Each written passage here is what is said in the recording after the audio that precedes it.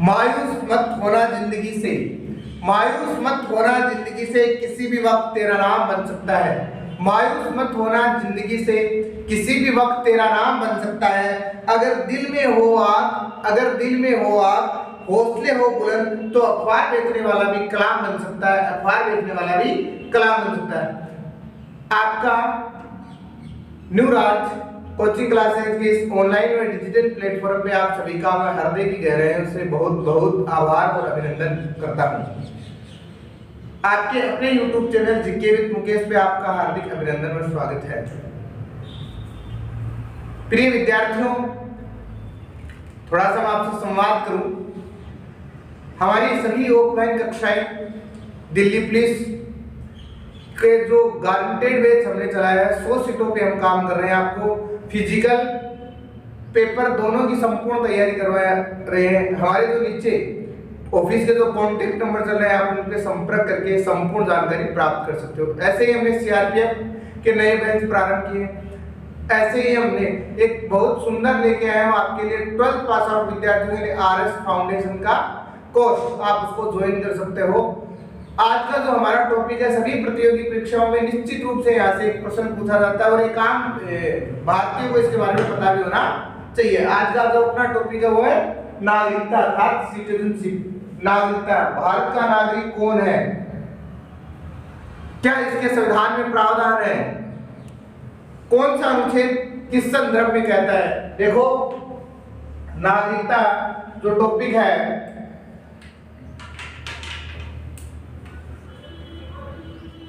समझना और ध्यानपूर्वक देखना इसको। नागरिकता से संबंधित प्रावधान किस भाग में है? संविधान के भाग नंबर 2 में नागरिकता से संबंधित प्रावधान। सीधा सा क्वेश्चन पूछा जाता है, नागरिकता से संबंधित प्रावधान किस अनुच्छेद में है? अनुच्छेद 5 से लेके 11 तक नागरिकता का प्रावधान है। अब 5 में क्या लिखा हुआ है, 6 क्या है, 7 क्या है, 8 क्या है, 9 क्या है, 10 क्या है। अब आपके दिमाग में आ रहा होगा, एक बार दोबारा बता रहा हूँ, संविधान के भाग कितने में है? 2 में है। अनुच्छेद कितने में है? 5 से लेके 11 तक। ये तो बात हो गई संविधान की, लेकिन आपके दिमाग में एक चीज होना चाहिए कि नागरिक है कौन भैया, ये नागरिक है कौन, इसके बारे में हमें जानकारी जरूर होनी चाहिए। जिसको राजनीतिक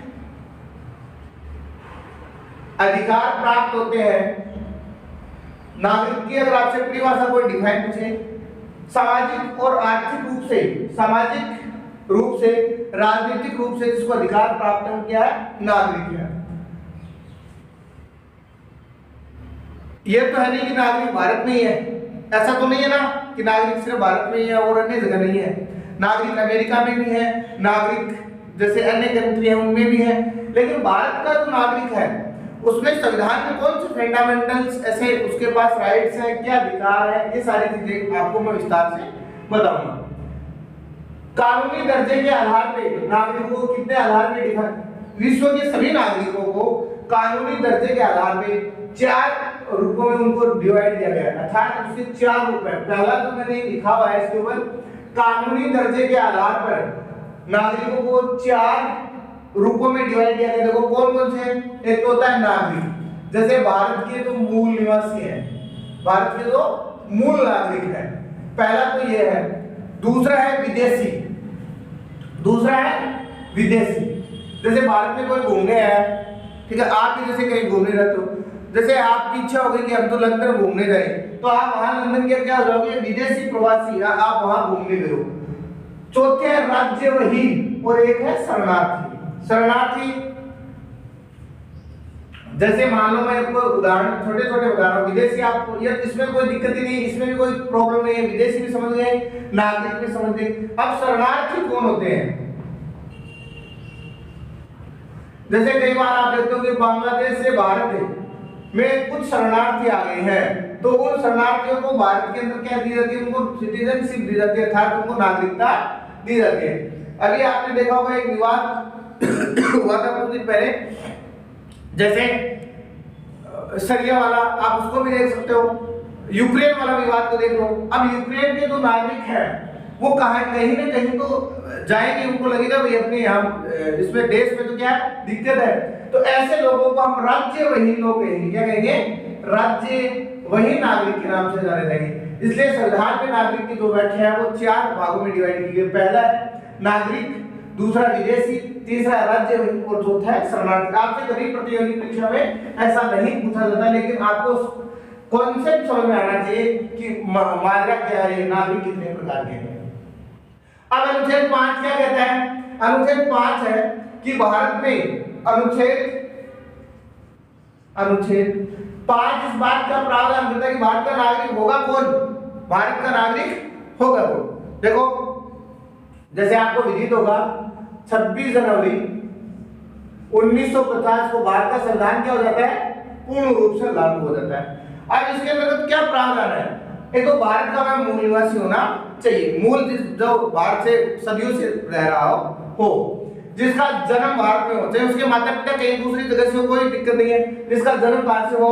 भारत में हुआ हो, जिसका जन्म है वो भारत में हुआ हो। अब इसमें आगे क्या क्या लिखा हुआ है, इन चीजों को देखना। पहला पॉइंट कहता है कि भारत का मूल निवासी, और सेकंड पॉइंट कहता है जिसका जन्म भारत में हुआ। उसमें जैसे ये भी आ सकता है उसके दादा, ये नहीं कि लड़का। तीसरा पॉइंट ही के रूप में लिख देता हूं आपको, ताकि और ज्यादा इसमें आपको समझ में आ जाए। जिसके दादा दादी, ठीक है, अन्य दादा दादी और उनके द्वारा जो संतान है वो भी भारत की नागरिक होगी। कहने का तात्पर्य यही है मेरा कि भारत पहले किसका गुलाम था? अंग्रेजों का गुलाम था। तो अब अंग्रेज यहाँ अपने देश में आए तो अपने परिवार को लेके आ गए थे। अब उन्होंने कईयों ने यहाँ पे जैसे वैवाहिक संबंध स्थापित करते तो उनकी संतान को भी नागरिकता दी जाएगी, ऐसा प्रावधान है। अनुच्छेद 6 आपको किस बात का विवरण करता है? देखो, अनुच्छेद 6 कहता है कि पाकिस्तान से, कहां से? पाकिस्तान से जो नागरिक आए हैं, एक दो अनुच्छेद है। अनुच्छेद 6 कहता है कि पाकिस्तान के जाने वाले को कहता है, और अनुच्छेद 7 कहता है पाकिस्तान से आने वाले नागरिकों के लिए कहता है। मुख्य रूप से 19 जुलाई 1948 ये क्या है पूरा माजरा? एक इसमें सबसे महत्वपूर्ण अधिनियम है 1955 का अधिनियम। सबसे ज्यादा क्वेश्चन वहीं से आते हैं। एक छोटी सी बात मैं आपको बताता हूँ कि नागरिकता से संबंधित कानून बनाने के जो अधिकार प्राप्त है वो भारत की संसद को है। नागरिकों के ऊपर कानून जो जितने भी बनाते हैं कि किसको नागरिकता दी जाएगी, सदस्यता कैसे खत्म होगी, इसके पूरे जो विवरण है वो संसद का काम है।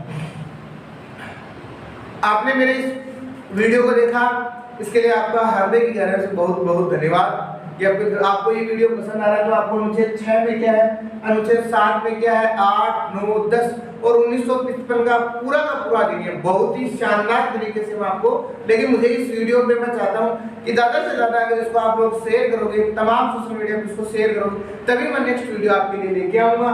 जो 1955 का अधिनियम है वो भी बता दूंगा, 6 क्या है, 7 क्या है, 8 क्या है, 9 क्या है, 10 क्या है, 11 का पूरा वीडियो बता दूँ। उसमें नेक्स्ट पूरे वीडियो में आपको कहानी के रूप में बता दूंगा।